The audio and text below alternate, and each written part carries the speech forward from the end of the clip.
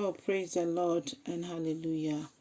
Already there was a bebre so they are chaying. Umobro ho dooso dodo, utumidi dooso.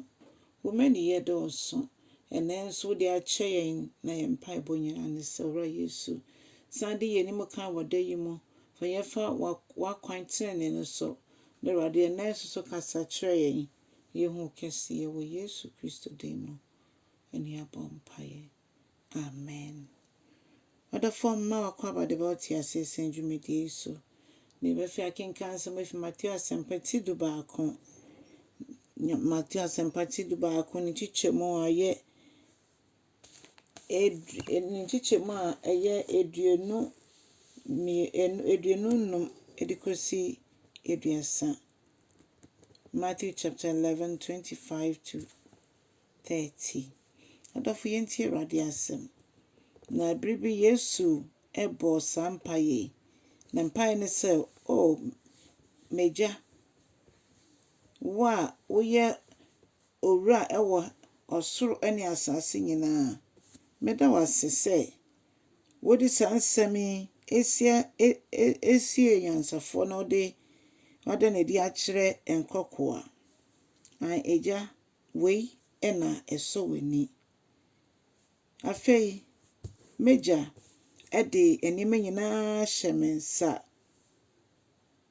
obi bia onim oba no agise eja no obi bia so no kremu onim eja no gise oba no ne gise adofo no eja ne oba no nyinaa eye baako omunim omo ho se omo ye nyame baako na eno nti omo pe eno betimi akese dia omo etie ena Yesu se momra me nkyɛn mo ama toba ha ne asom ni so edro na mokon mo ebu momra ne mema homgye ena oka se fa me konua no eto wo ho so na ma me kwan na me nkyerɛkyerɛw efi se me bra me ho ase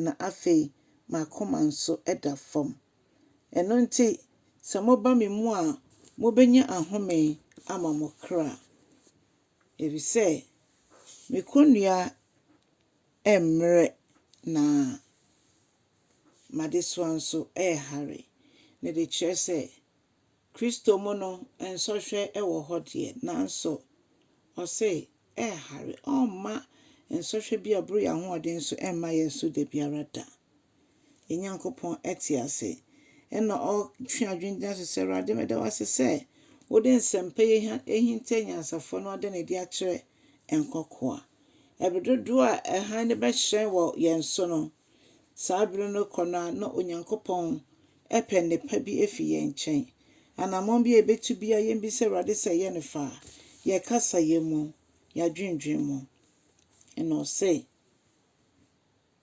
meja edi bibibia ahyemensa oni menti odi bibibia ahyemensa odofo se bibia hye ye bra peninsa se bibia hye ye eja ensa ede na ye beye ye de ne se ye be seti amano ya mano kwanma edi ne hene ewo ya brabo mu na ono nko ane ekwan ya nam so ede ko osoro ahemem nti nkeja na aboa ye nyame nkronkron wa boa ye ama yetimi apem akokan atwen wonim kosi se Kristo Yesu bebe biom na se Yesu mai na yenim se Awurade ye na adom ochena nso yebehia na osane wona ne onyam nso a ene na chese yene ne nyina ena eko yempa ibo nyina ne se Awurade boa ye na yentimi ntwen wonim kosi ewie ya yenhihim okwan biara so odofo Nyankopɔn wonshaw no nye okese Awurade ntra wa hyemu abra won so be kya asempa na mafoforo enye bi etie obi wo ho awuni mo no mas won hyeda enfa nyame asem ema ne da enne bomoden na kya nyame asem no mafoforo so nti nyame asem bi na onya awerɛkyekye na onya ahotoso osin sohwe na ba yenso no kondua na beba yen so obra ya fa Kristo Yesu no emu aya harfi se Kristo ankasa obesomu amayen no se opeso oche yan hobrase enso eno nti mama yen cha asem no na yen nyina yen sua ahobrase setie ene ahofama onyame shaw ewo Yesu dim Yesu amen na yebe shi cha online so banso ne yemu a so wa ekrado mama yen siesie ye ho entwe Kristo. Hallelujah. Amen.